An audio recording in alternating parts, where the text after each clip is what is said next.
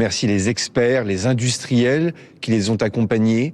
Je remercie aussi les forces politiques qui, lucidement, ont rejeté les motions de censure déposées par certains groupes politiques qui voulaient l'empêcher.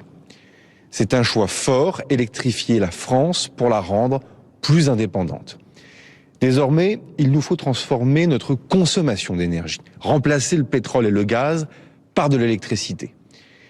Troisième leçon, il faut toujours s'adapter. Ne jamais être immobile, ne jamais déconnecter notre action intérieure, de politique intérieure, des réalités du reste du monde. Peu importe que ces réalités nous plaisent d'ailleurs ou nous déplaisent, en gestion de crise, il faut être avant tout pragmatique. C'est donc agir vite, et les services de l'État, vous le savez, contrôlent tous les jours les marges, les délais, les prix. Quand les cours du carburant baissent, les prix doivent baisser aussi en station, aussi vite que lorsqu'ils ont augmenté. C'est une question de justice, c'est une question de transparence, c'est aussi une question de bon sens, parce que gérer une crise, c'est garder son sang-froid, ne céder ni à la panique, ni à la démagogie. Je veux le dire clairement, on ne peut pas d'un côté dénoncer les déficits publics et en même temps proposer des baisses généralisées de taxes. Ces mesures paraissent certes simples, elles semblent être un remède facile, mais elles ne fonctionnent pas, on le sait. Cela a été démontré dans le passé et dans d'autres pays. Elles coûtent non seulement très cher, mais elles profitent toujours aux pays exportateurs de pétrole, c'est-à-dire principalement les États-Unis, le Kazakhstan ou l'Algérie, pour ne citer que ces pays, et donc non à la France et encore moins aux Français. Il nous faut donc être prêts, et être prêts désormais, c'est anticiper davantage les prochaines crises.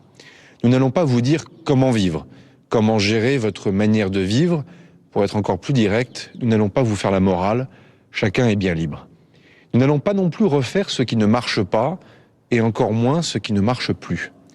Notre responsabilité, c'est d'agir là où c'est utile, en faisant le lien entre l'intérêt individuel de chacun et l'intérêt général du pays.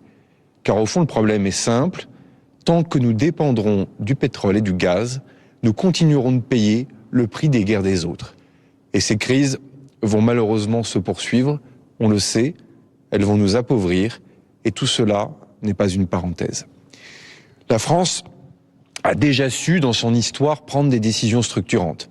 Elle l'a fait pour son énergie, je le disais, elle l'a fait pour son industrie, elle l'a fait pour son modèle agricole, elle l'a fait pour son armée, elle l'a fait aussi d'ailleurs pour son modèle culturel. Nous devons donc le faire à nouveau, avec une forme de pragmatisme français qui peut nous caractériser.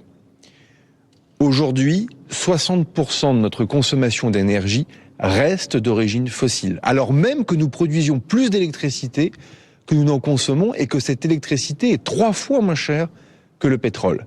Cela devient clairement un non-sens. Nous allons donc devoir changer d'échelle et avec méthode. Non pas à coup de mesures dispersées, mais avec une véritable planification, comme la France a su le faire dans les moments décisifs de son histoire. Une planification sérieuse, suivie dans la durée, avec une exigence simple, n'abandonner personne. Cela signifie des aides ciblées, efficaces, qui doivent aller à celles et ceux qui en ont réellement besoin. C'est-à-dire les travailleurs qui ont besoin de leur voiture, les familles, les retraités qui ont besoin de chauffer leur maison ou leur appartement. Cela signifie aussi refuser les dispositifs trop généraux, trop coûteux, qui créent bien souvent des effets d'aubaine et même parfois des rentes, sans pour autant résoudre les problèmes sur le fond. Aussi, d'ici à 2030, le soutien à l'électrification de notre pays sera multiplié par 2 et passera de 5,5 milliards d'euros à 10 milliards d'euros par an. C'est une somme absolument considérable. Pour autant, cela ne se fera pas avec de l'argent nouveau, mais en utilisant mieux l'argent des Français, car nous tiendrons et nous devons tenir nos cibles de déficit public. En visant un objectif, réduire les dépenses énergétiques de l'État et des Français, en fixant cette priorité, les différentes aides publiques seront réorientées vers l'électrification. Investir aujourd'hui, c'est donner à chacun du pouvoir d'achat, redonner aux entreprises françaises de la compétitivité. L'électricité en France est moins chère qu'ailleurs en Europe. Électrifier la France, c'est une nécessité, ce sera un atout. Et je le disais, c'est autant un enjeu individuel que collectif, patriotique en somme. Et cela commence évidemment par votre logement. C'est là que se joue concrètement une part essentielle de notre dépendance. Une famille chauffée au gaz, quand les prix montent, elle ne peut que subir. Et souvent, ce sont les mêmes Français, les plus modestes, actifs ou retraités, les classes moyennes et les habitants du logement social. Nous allons donc engager une bascule claire. Dès la fin de cette année 2026, il ne sera plus possible d'installer des chaudières au gaz dans les constructions neuves. Dans le même temps, toutes les aides publiques pour les particuliers accompagneront l'installation de pompes à chaleur pour remplacer les chaudières au gaz et au pétrole. Aujourd'hui, une part très importante des logements sociaux sont chauffés au gaz. Cela signifie concrètement que celles et ceux qui ne peuvent pas décider de leur mode de chauffage sont ceux qui, à la fin, paient le plus. C'est une aberration sociale, une aberration économique, une aberration écologique et même une aberration politique. Nous ne pouvons pas demander aux Français de sortir des énergies fossiles tout en maintenant des millions de logements dans cette dépendance. C'est pourquoi, pour le logement social, l'électrification sera spécifiquement accélérée, organisée, financée. 2 millions de logements sociaux sortiront ainsi du gaz d'ici à 2050. Avec un but simple, protéger d'abord celles et ceux qui sont aujourd'hui les plus vulnérables. Et nous allons organiser cette transformation territoire par territoire et en évitant une planification centralisée qui viendrait d'en haut, c'est-à-dire seulement depuis Paris. Aussi, 100 premiers territoires seront sélectionnés pour s'engager d'ici à 2030 dans une trajectoire zéro gaz avec un accompagnement complet. Là aussi, l'objectif est clair, vous l'avez compris, changer d'échelle. Mais en assumant une approche non seulement sociale, mais aussi locale, territoriale.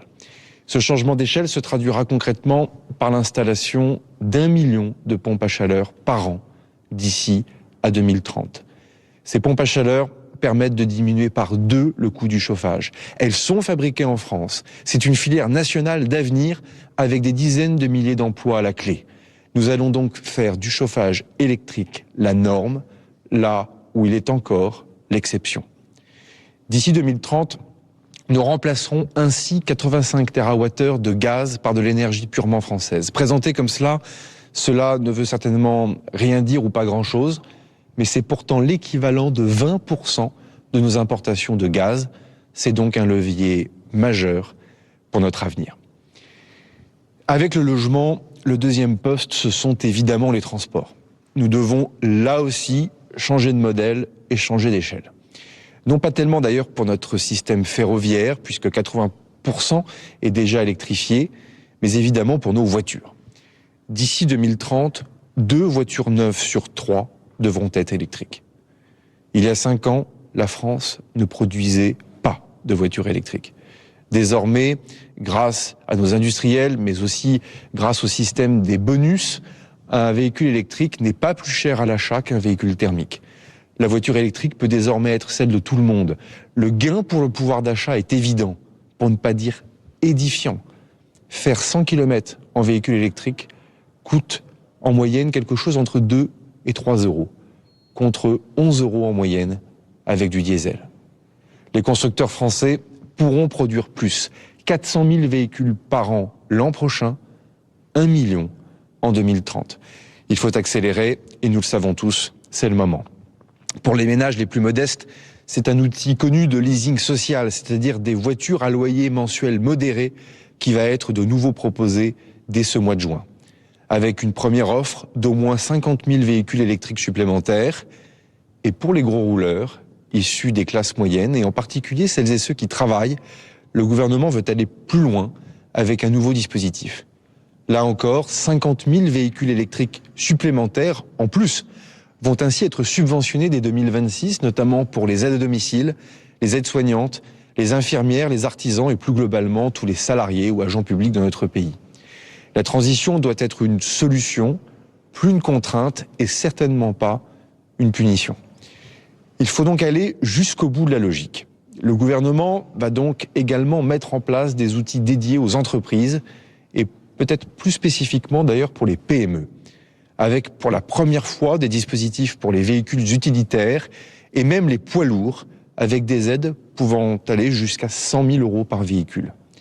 Nous devons aussi mieux agir pour décarboner les grands sites industriels, énergivores ou l'industrie agroalimentaire.